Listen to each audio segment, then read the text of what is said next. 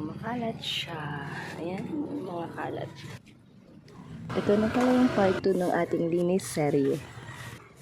Nasabi ko nga sa unang video na may 1 oras ako para maglinis dito sa shop. Kaya naman pinaspasan ko na. Nilabas ko muna yung mga nakahanger para maluwag ang paglilinis ko dito sa loob.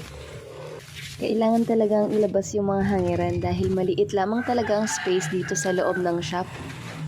Kung ikukumpara ko nga ito dun sa dati kong pwesto ay mas maliit talaga ito kesa doon. Pero masasabi kong mas maganda ang lokasyon nito ngayon kesa sa dati. Dahil kahit hapon na nga kami nagbubukas, ay marami pa rin mamimili na dumaraan dito. At nakakabenta pa rin kami kahit papaano. Tunay nga na napaka-importante talaga ng tamang lokasyon sa negosyo. Pagkatapos ko nga ay dali-dali na ako umuwi at buti na lang pagsilip ko, tulog pa yung mag-ama ko.